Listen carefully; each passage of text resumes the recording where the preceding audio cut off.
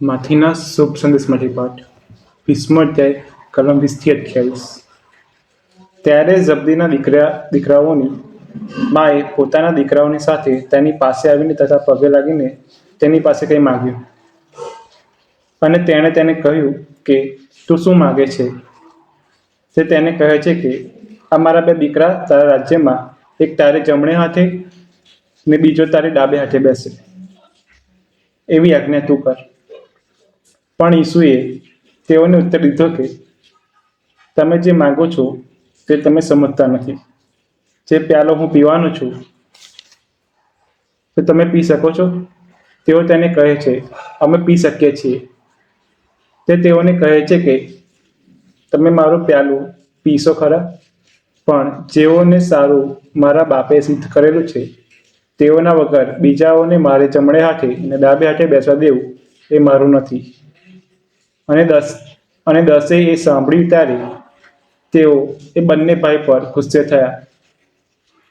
પણ ઈસુએ તેઓને પાસે તેડીને કહ્યું કે તમે જાણો છો કે વિદેશીઓના રાજાઓ તેઓ પર ધણીપણું કરે છે, ને જેઓ મોટા છે તેઓ તેઓના પર અધિકાર ચલાવે છે. પણ તમારામાં એવું ન થાય.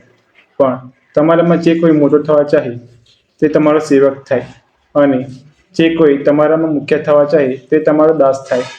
જેમ માણસનો દીકરો સેવા કરાવવાને નહીં પણ સેવા કરવાને તથા ઘણા લોકોની ખંડણીને સારું પોતાનો જીવ આપવાને આવ્યો છે, તેમ આ પ્રભુની વાણી છે.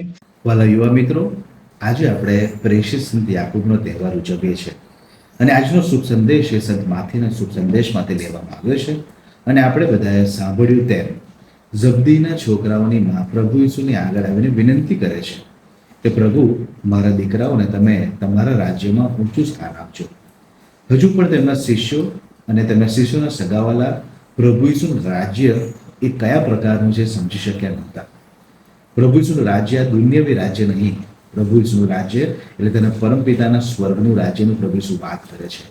પ્રભુ ઈસુના સ્વર્ગમાં જો આપણે જવું હશે તો આપણે પ્રભુ ઈસુના વચનો પર ચાલવું અનિવાર્ય બની પડશે. પ્રભુ ઈસુના વચનો એટલે પ્રેમના વચનો, પ્રભુ ઈસુના વચનો એટલે સેવાના વચનો. શું આપણે પ્રભુ ઈસુના પ્રેમ અને સેવાના વચનો પર ચાલવા તૈયાર છીએ? અને જો કદાચ આપણે ચાલવા તૈયાર છીએ તો પ્રભુ ઈસુના રાજ્યમાં આપણને અનુકૂળ સ્થાન મળવાનું છે. અને જો કદાચ અત્યાર સુધી આપણે બધા પ્રભુ ઈસુના વચનો પર બધા ચાલ્યા ના હોય તો હજુ પણ મોડું થયું નથી. જય ઈસુ.